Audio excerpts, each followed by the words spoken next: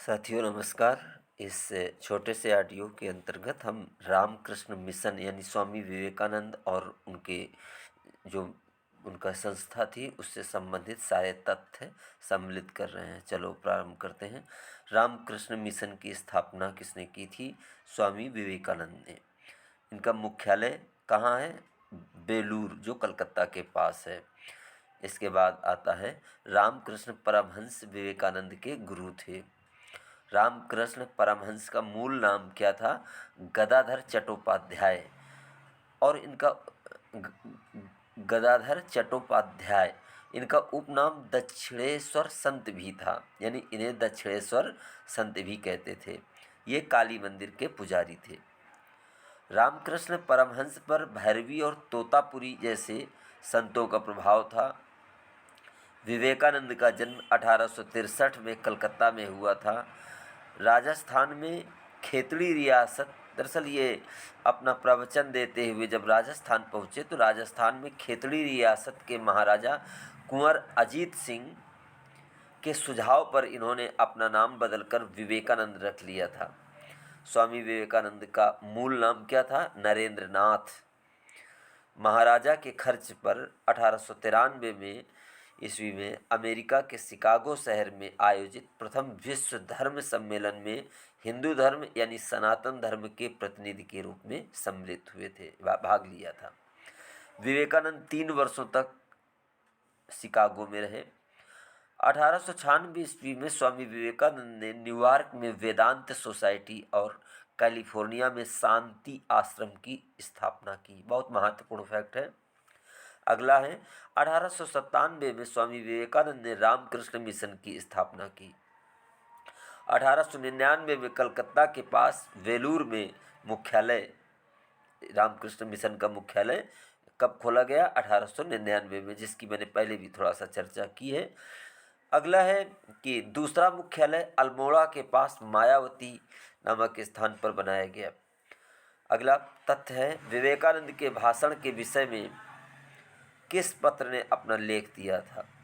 तो देखो ये द न्यूयॉर्क हेराल्ड है जिन्होंने इसके बारे में कुछ अच्छी बातें लिखी थी। विवेकानंद ने किन 2 पत्रिकाओं में अपने विचारों को दिया? तो याद रखिए, प्रबुद्ध भारत जो अंग्रेजी में है और दूसरा उद्बोधन, बंगाली, माफ कीजिएगा बंगाल नहीं है, बंगाली याद रखिएगा, बंगाली में।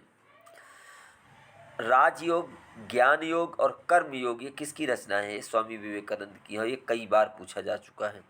अगला 1900 ईस्वी में पेरिस में आयोजित द्वितीय विश्व धर्म सम्मेलन में भी विवेकानंद ने भाग लिया, जिसका शीर्षक था Congress of history of religions. अगला है रविन्द्रनाथ टैगोर ने स्वामी विवेकानंद को सृजन की प्रतिभा कहा था। अगला तथ्य है स्वामी विवेकानंद के देहावसान 1902, इनका जो देहावसान था, इनकी मृत्यु 1902 में कलकत्ता में हुआ था। अगला है स्वामी जी ने बहुदेववाद व मूर्ति पूजा का समर्थन किया। अगला है तथ्य स्वामी विवेकानंद को नव हिंदू जागरण का संस्थापक कहा गया है। विवेकानंद ने अपनी पुस्तक मैं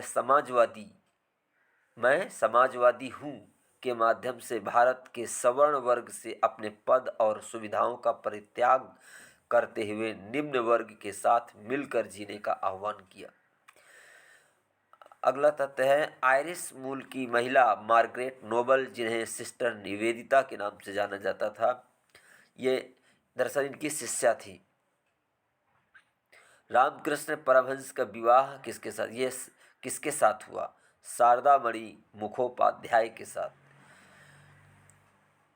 ये कथन विवेकानंद में बुद्ध का हृदय और शंकराचार्य की बुद्धि थी तथा वे आधुनिक भारत के निर्माता थे।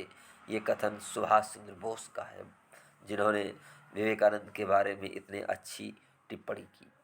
तो साथियों, ये लगभग 5 मिनट के ऑडियो में आपको स्वामी विवेकानंद, रामकृष्ण परमहंस जो उनके गुरु थे, गदाधर चट्टोपाध्याय जिनका मूल नाम था, और जिनके बारे में ये सारी सूचनाएं आपको एक जगह इकट्ठा प्राप्त हो रही हैं। तो यदि आपको ये कुछ अच्छी सूचनाएं अच्छी लगें तो इसे लाइक कीजिए प्लीज़। ओके।